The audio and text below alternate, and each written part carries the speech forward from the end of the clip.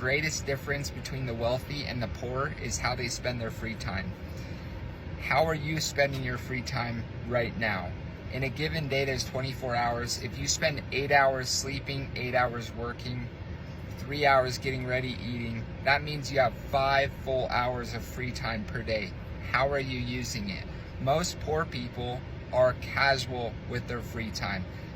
They spend it on leisure activities, watching Netflix, listening to music, playing Xbox, whatever. Rich people are spending that time improving themselves, reading books, watching YouTube of successful people, listening to audiobooks, working out, improving their relationships with others, learning how to invest. How do you use your free time? Think about it. Make a plan to make it better. The number one habit you can adopt, Casey says it best. For the top 10, it's a simple ritual. I did it every day, sometimes twice a day for a lot of years. And basically what it is you just list the 10 biggest goals in your life from scratch. So you never reference the previous day, list them out, and then I erase them. Yep. And the whole point is if somebody wakes you up at 2 a.m., you should be able to list these things. And when you get to that point, they're seared into your subconscious brain. And that's when the world starts moving to make magic happen for you, because just when you're not thinking, you're thinking about these things. Yeah. And so, when I hit one of those top 10, I would just replace it with a new top 10. And so it's this principle of always having stuff that fires you up, that gets you going. And if you do this practice, you'll notice 3 things start to happen. Number 1, you'll improve your clarity. You're going to get super clear on exactly what you want in life, which is the first step. Number 2, you'll start to feel completely obsessed with your goals, and you'll do whatever it takes to make them happen. Number 3, you'll start to believe in yourself that it's even possible to accomplish those goals. Jake Paul did this.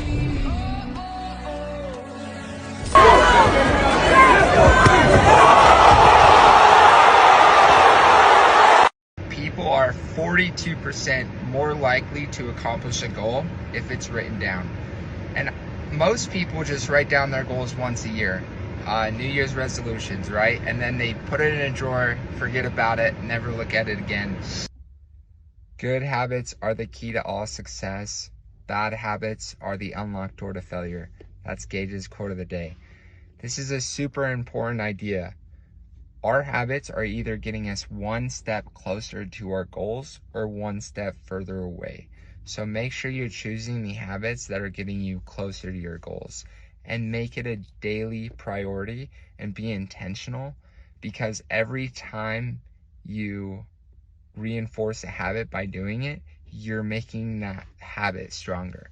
So prioritize your good habits like eating healthy, working out, reading good books, listening to podcasts, hanging out with people that are making you better, because that's going to help you get closer to your goals.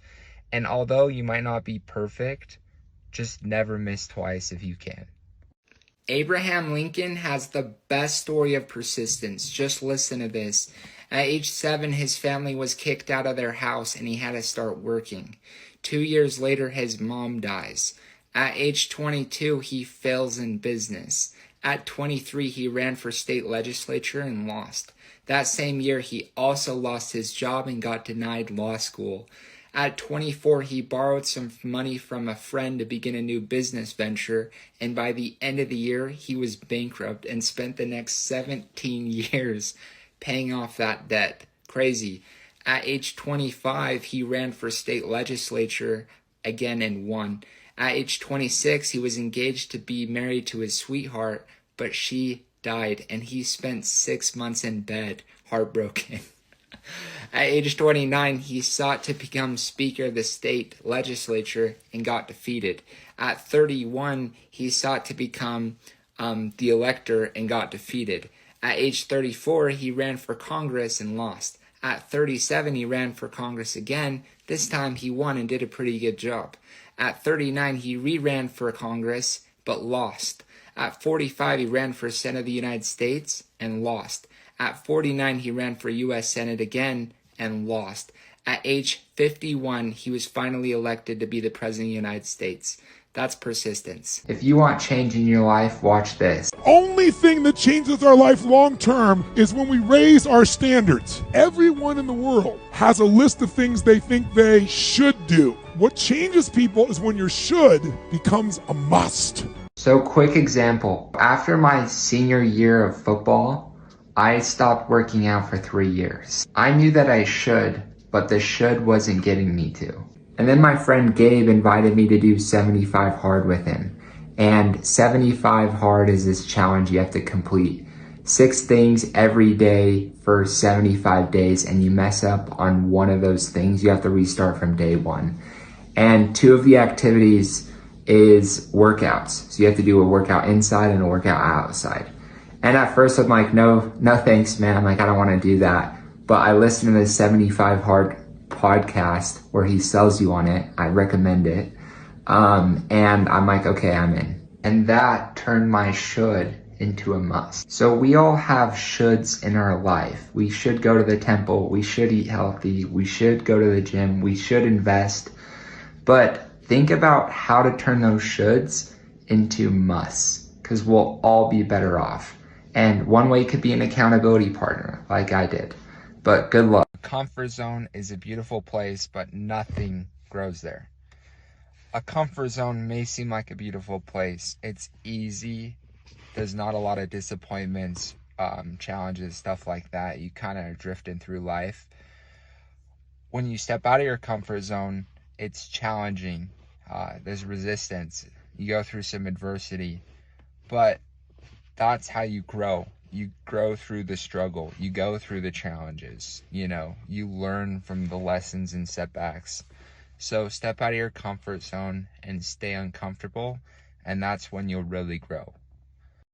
This is the why triangle. Everyone's always talking about finding your why. What's your why? What they're talking about is finding the reasons why you want to accomplish something, why you want to accomplish a goal.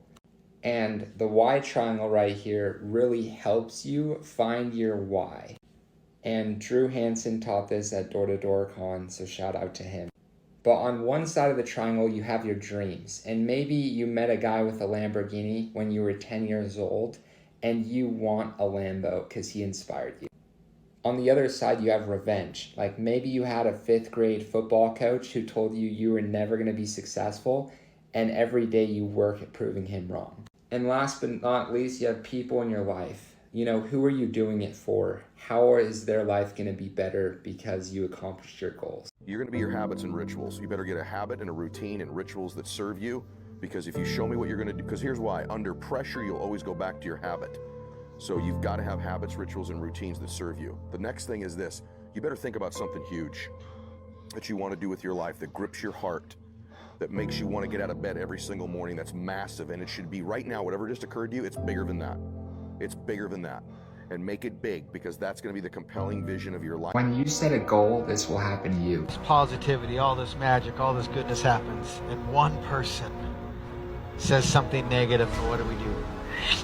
Give it all of our power, all of our attention. I'm so grateful I didn't listen to that 0.24%, because we've gone on to change thousands of people's lives around this world. I can't imagine where my life would be today if I listened to the 0.24% of the people that believed they had an opinion from behind a keyboard as I was in the arena getting kicked in the face, showing up, creating my future, my destiny. You have that same opportunity every single day. Nobody gets an opinion.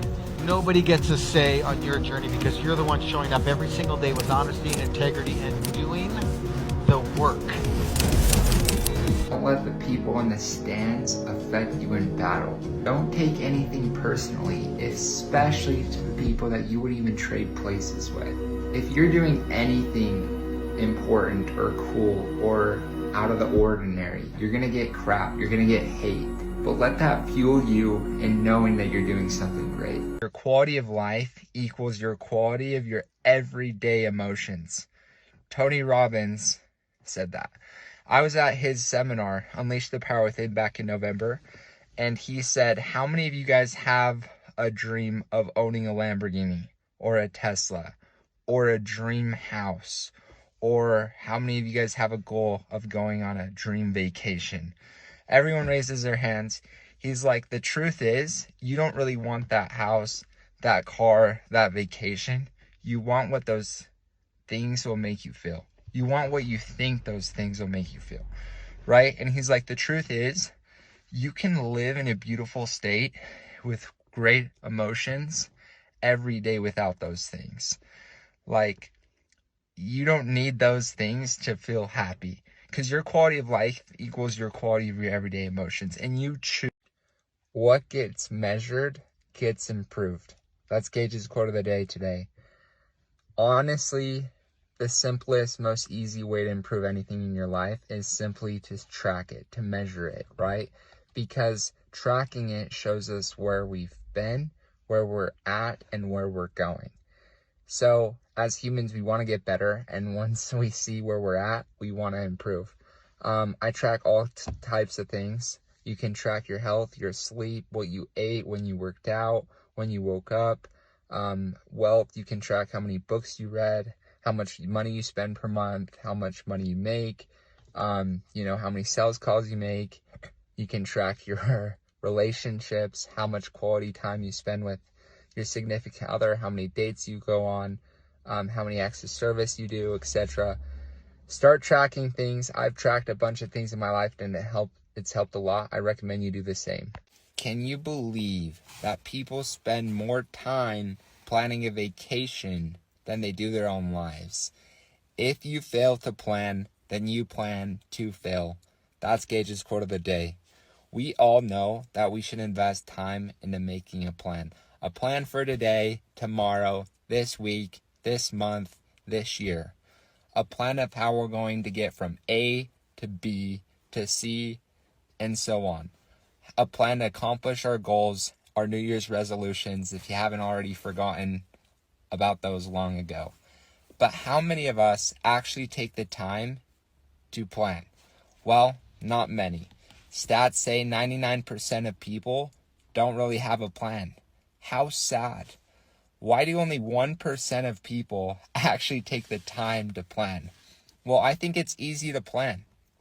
I do, but it's easier not to. Life's very good at putting distractions, roadblocks, phones, calls, TV, life's responsibilities in front of us that distract us.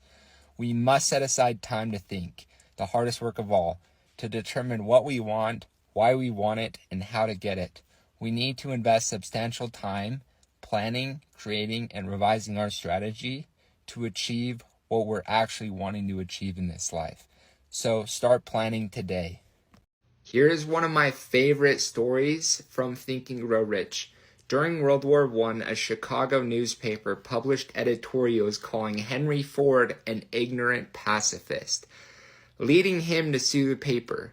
During the trial, the paper's attorney tried to prove Mr. Ford's ignorance by asking him questions about general knowledge, such as who Benedict Arnold was and how many soldiers the British sent to America during the Revolution.